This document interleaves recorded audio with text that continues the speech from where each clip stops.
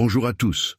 Tu t'es déjà posé cette question, pourquoi les gens te manquent constamment de respect alors que toi, tu fais tout pour être quelqu'un de bien? Tu donnes le meilleur de toi-même, tu es gentil, serviable, mais on dirait que plus tu es sympa, plus les gens te marchent dessus. Frustrant, pas vrai? Je vais te dire un truc qui risque de te secouer. Ce n'est probablement pas de leur faute. En fait, il y a de grandes chances que tu envoies inconsciemment des signaux qui disent « Je suis un paillasson, essuyez vos pieds sur moi ». Dur à entendre, je sais, mais c'est cette vérité qui va te libérer. Dans cette vidéo, je vais te révéler les 6 habitudes toxiques qui font que les gens te négligent, te méprisent et te manquent de respect. Et crois-moi, la dernière va complètement te retourner le cerveau.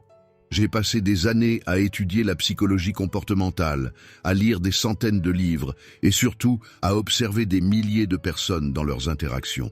Tu sais, la plupart des gens qui souffrent de manque de respect ne réalisent même pas qu'ils ont ces habitudes. C'est comme avoir une énorme tache de ketchup sur ton t-shirt blanc et te demander pourquoi tout le monde te regarde bizarrement. Mais j'ai une bonne nouvelle, une fois que tu identifies ces habitudes, tu peux les changer. Et les résultats sont spectaculaires. Imagine pouvoir entrer dans une pièce et immédiatement commander le respect, sans même dire un mot. Imagine ne plus jamais avoir à supplier pour qu'on t'écoute ou qu'on te prenne au sérieux. Cette vidéo n'est pas un de ces contenus basiques que tu trouves partout sur Internet. Je vais te donner des techniques concrètes basées sur la science comportementale et des années d'expérience, des techniques que tu pourras appliquer dès aujourd'hui. Le premier comportement qui fait que les gens te négligent, te manquent le respect, c'est le fait de te dévaloriser toi-même. Parler toujours de mauvais côtés de toi-même. Écoute, il faut qu'on parle sérieusement de cette habitude toxique qui te détruit socialement. L'autodépréciation, le fait de te dévaloriser toi-même. Tu sais, cette manie de toujours te rabaisser, de minimiser tes accomplissements, de douter constamment de toi. Laisse-moi te décrire une situation que tu connais sûrement. Tu es dans une soirée, tout le monde discute avec assurance, partage ses idées, et toi, tu te sens comme un imposteur.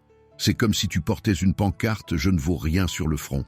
Tu te sens mal à l'aise, pas à ta place, et tu remets en question chacune de tes compétences. Et tu sais quoi? Les gens le ressentent immédiatement.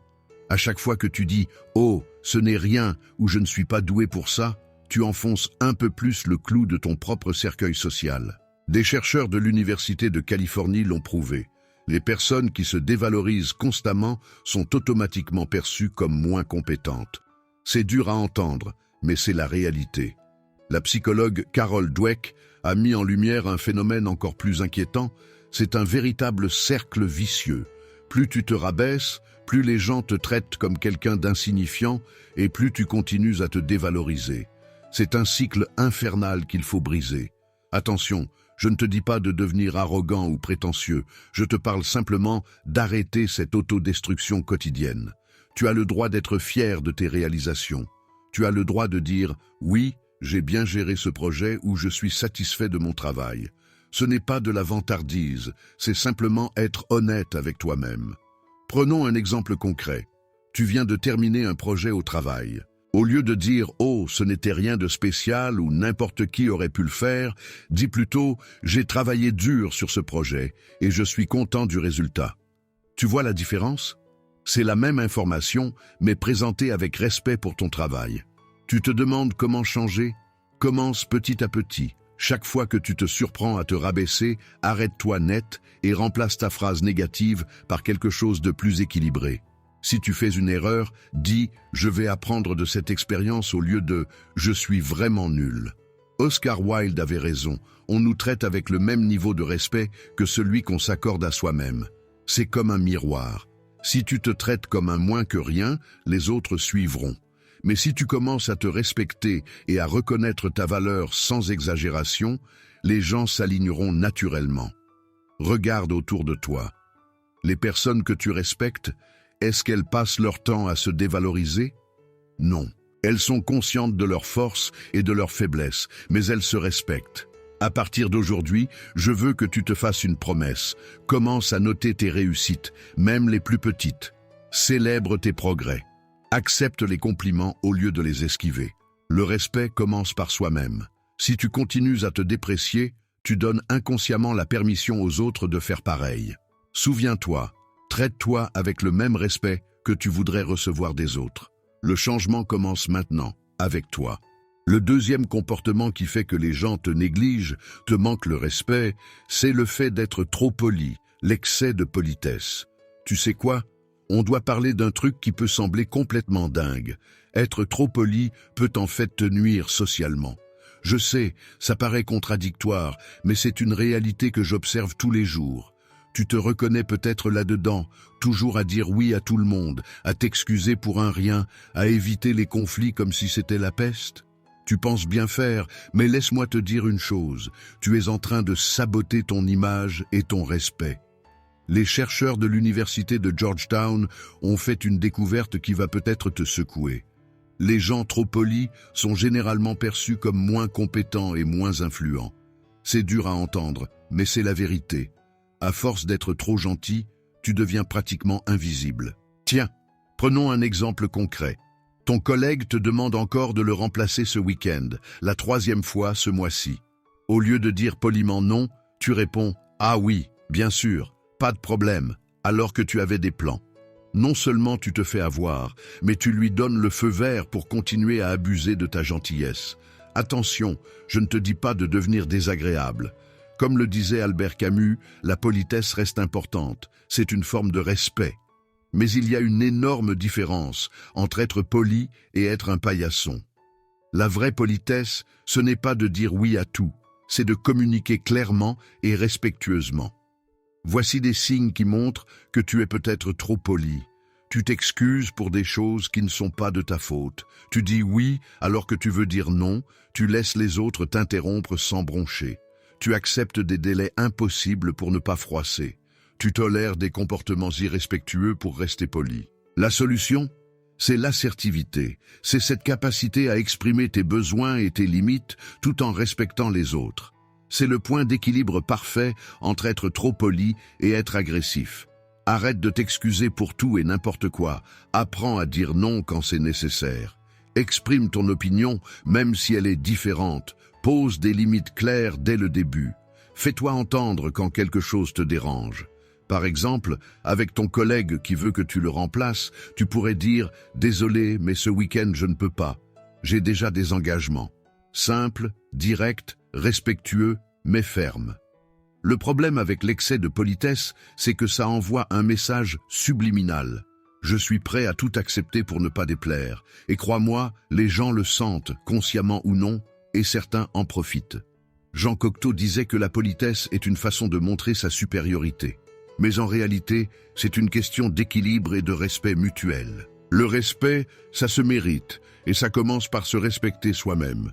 Si tu ne te respectes pas assez pour poser des limites, pourquoi les autres te respecteraient? À partir d'aujourd'hui, je veux que tu trouves cet équilibre. Reste poli, mais affirme-toi. Sois respectueux, mais fais-toi respecter. Ce n'est pas facile au début, mais avec le temps, tu verras que les gens te traiteront différemment. La vraie politesse, ce n'est pas de se faire marcher dessus, c'est de traiter les autres avec respect, tout en gardant sa dignité. Troisième comportement qui fait que les gens te manquent, c'est votre manque d'assertivité. Je vais t'ouvrir les yeux sur un problème qui te bouffe probablement sans que tu t'en rendes compte. Le manque d'assertivité. Tu sais, cette situation où tu as plein d'idées brillantes dans la tête, mais dès qu'il faut les exprimer, ta voix se bloque. Tu te retrouves à hocher la tête comme un automate, à dire oui alors que tu penses non. Écoute ça. Les chercheurs de Stanford ont découvert que les personnes qui manquent d'assertivité sont systématiquement perçues comme moins compétentes. C'est brutal, mais c'est la réalité. Tu peux être un génie dans ton domaine. Si tu ne sais pas t'affirmer, personne ne le verra. Mais attention, être assertif, ce n'est pas devenir un tyran ou un relou. C'est trouver ce point d'équilibre parfait entre se faire marcher dessus et écraser les autres. C'est exprimer ce que tu penses, ce que tu veux, mais avec respect. Prenons un exemple concret. Tu es en réunion et quelqu'un te coupe constamment la parole. La personne non assertive va se taire et ruminer. La personne agressive va péter un câble. Mais la personne assertive, elle va dire calmement « J'aimerais finir mon point, s'il te plaît. C'est important pour la discussion. » Tu vois la différence? Tu te demandes si tu manques d'assertivité? Voici les signes qui ne trompent pas. Tu dis souvent oui alors que tu veux dire non. Tu évites les confrontations comme la peste. Tu gardes tes opinions pour toi. Tu laisses les autres décider à ta place. Tu ressens de la rancœur parce que les gens profitent de toi. Mais j'ai une bonne nouvelle. L'assertivité, ça s'apprend. C'est comme un muscle. Plus tu l'exerces, plus il devient fort. Voici comment commencer. Apprends à dire non. Commence petit. Si quelqu'un te demande un service et que tu n'as pas envie, dis simplement « Désolé, je ne peux pas ». Exprime tes besoins clairement. Au lieu de dire « c'est pas grave quand quelque chose te dérange », dis « ça me dérange quand tu fais ça ». Utilise le « je ». Au lieu de dire « tu m'énerves », dis « je me sens frustré quand tu fais cela ». Ça change tout. Pose des limites. Si quelqu'un te manque de respect, fais-le savoir calmement mais fermement. Arrête de te justifier pour tout. Tu as le droit d'avoir tes propres opinions sans devoir te justifier constamment. Un point crucial, être assertif, c'est aussi savoir écouter. Ce n'est pas juste balancer tes opinions à la face du monde, c'est créer un dialogue équilibré où chacun se sent respecté. Souviens-toi de ça. Les gens te traitent comme tu leur montres qu'ils peuvent te traiter. Si tu ne poses pas de limites, ils n'en poseront pas pour toi. À partir d'aujourd'hui, je veux que tu commences à t'affirmer, petit à petit. C'est normal si ce n'est pas parfait au début, l'important, c'est de commencer. Change ta façon de communiquer, et tu verras les gens changer leur façon de te traiter. Le respect, ça ne se gagne ni en étant une carpette, ni en étant un tyran. Ça se gagne en étant assertif, en sachant dire ce qu'on pense, tout en respectant les autres. C'est ça, la vraie force. Quatrième comportement qui fait que les gens te négligent, te manquent le respect, c'est la négligence de ton apparence. Écoute-moi bien, parce que ce que je vais te dire là peut vraiment changer la façon dont les gens te perçoivent et te traitent au quotidien. Tu sais pourquoi certaines personnes se plaignent constamment qu'on ne les respecte pas? J'ai remarqué quelque chose de frappant. La négligence de leur apparence. Je ne parle pas d'être beau ou moche, ça n'a rien à voir. Je parle de l'image que tu renvoies aux autres à travers ton apparence. Laisse-moi te dire une vérité qui va peut-être te secouer. Les gens te jugent en quelques secondes. C'est prouvé scientifiquement par des chercheurs de Princeton. En moins de temps qu'il n'en faut pour dire bonjour, les gens ont déjà décidé si tu es quelqu'un de fiable, de compétent, de respectable. C'est peut-être injuste, mais c'est comme ça que fonctionne notre cerveau. Imagine-toi un instant, tu vas à un entretien d'embauche crucial. Tu arrives avec une chemise froissée, les cheveux en bataille, une hygiène approximative. Même si tu es le candidat le plus qualifié, tu viens de saboter tes chances avant même d'ouvrir la bouche. Tu sais pourquoi? Parce que tu envoies inconsciemment ce message. Je ne me respecte pas moi-même. Tu vas peut-être me dire, je m'en fiche de ce que pensent les autres.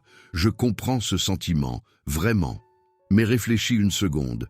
Si tu montres que tu te fiches de toi-même, comment peux-tu espérer que les autres te respectent? Je ne te parle pas de devenir une fashion victime ou de porter des vêtements hors de prix.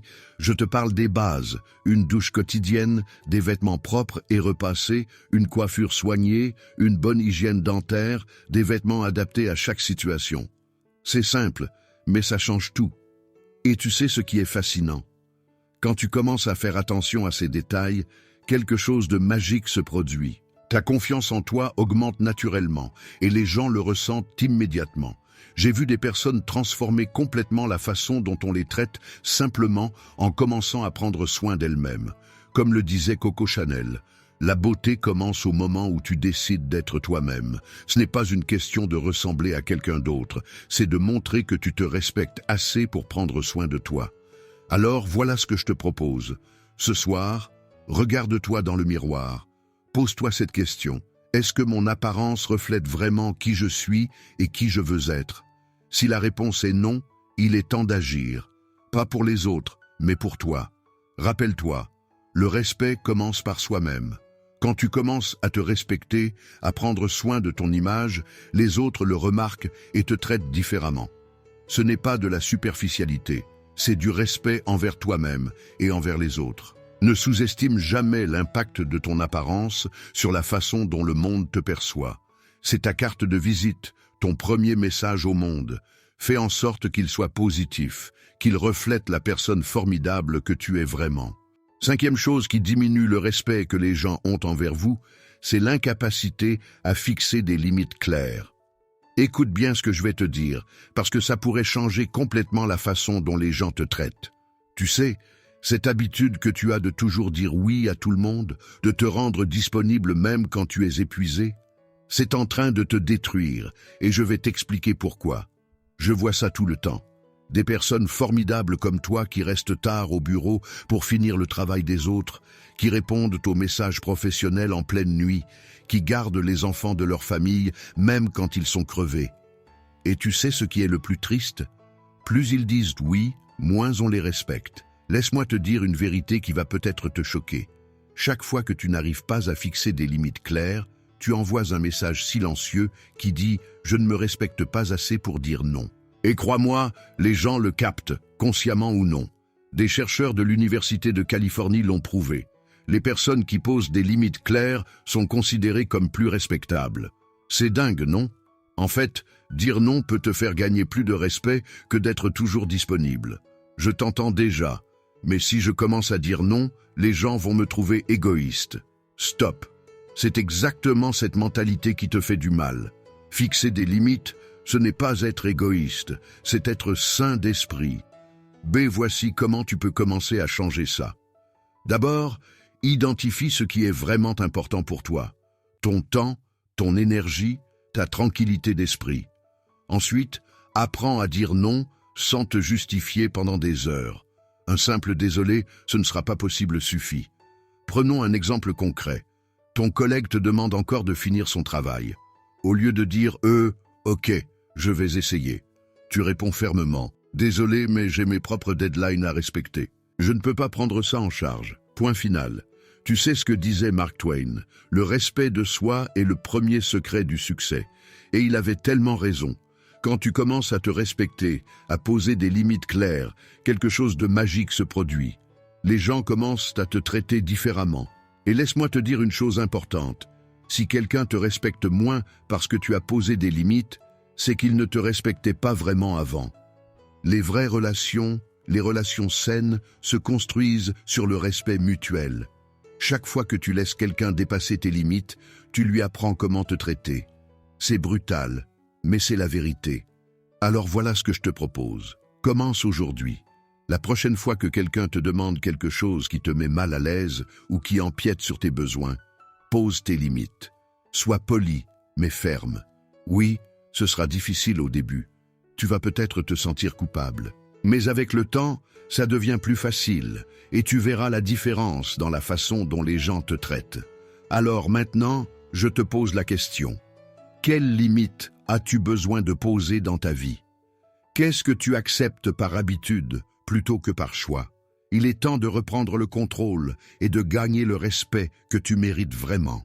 La sixième chose qui fait vraiment que les gens vous négligent, vous sabotent et perdent complètement le respect pour toi, c'est le manque de confiance en toi. On doit parler de quelque chose d'important. Tu sais pourquoi les gens te manquent parfois de respect? C'est souvent lié à un truc dont on parle pas assez, le manque de confiance en soi.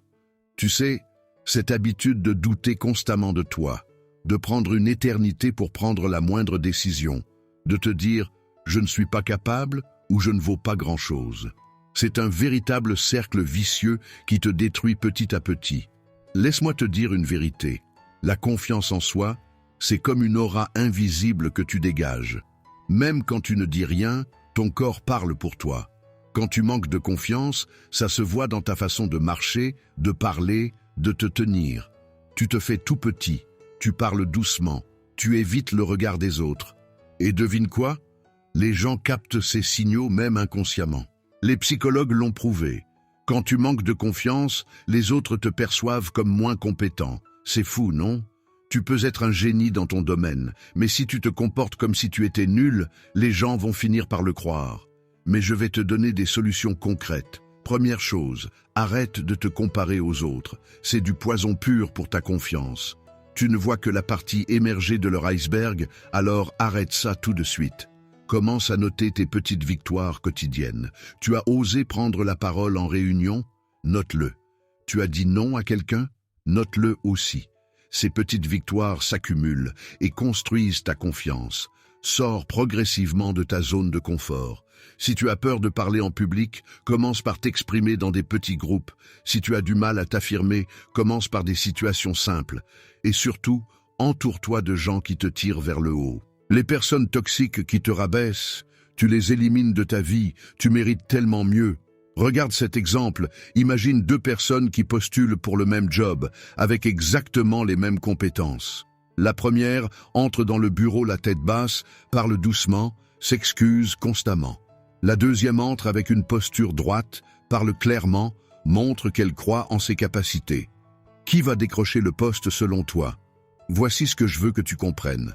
La confiance en soi, ce n'est pas quelque chose qui va tomber du ciel un beau matin. C'est comme un muscle que tu dois exercer chaque jour. Plus tu l'exerces, plus il devient fort.